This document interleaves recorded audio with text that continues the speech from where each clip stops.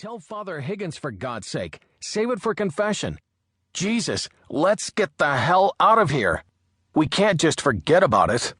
Forget about it? Every time I shut my eyes, I'm going to be looking into that repulsive, gloating... Sherri jerked her head sharply as if to shake the picture apart. God, I'm never gonna forget about it. But we don't have to go around making a big deal of it, okay? Let's just keep it to ourselves.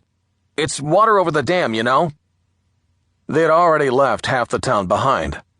Ahead of them, Neala saw a bait shop, Turk's Diner, and the Sunshine Motor Inn. Why don't we stop at the diner? Neala suggested. Why don't we not? Come on, it's almost 7. We could both use some supper. You mean you can eat after that? I can try.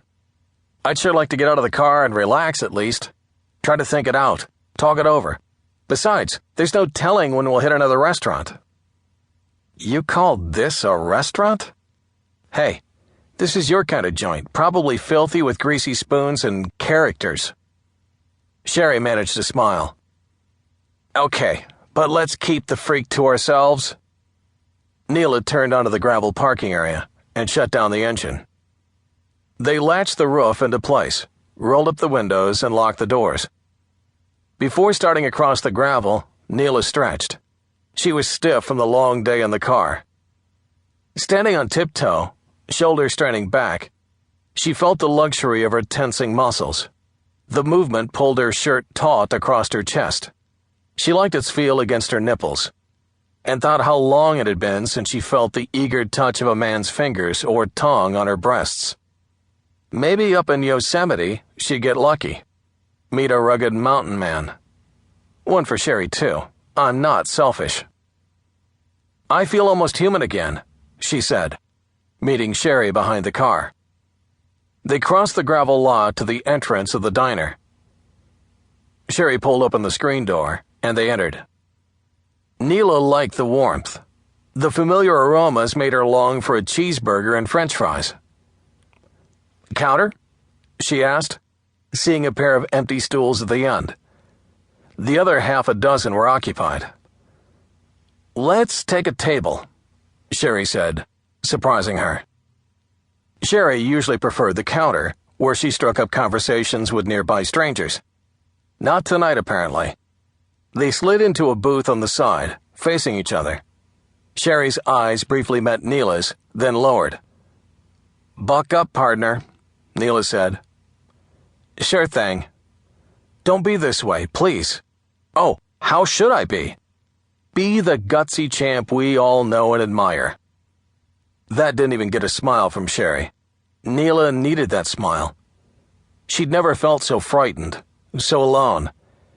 This was a hell of a time for Sherri to go silent and glum.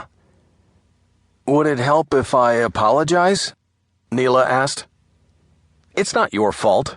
It was my idea to go backpacking. The freak wasn't your idea. That's for damn sure. But if we'd stayed home... It's all right. Forget it. The waitress came.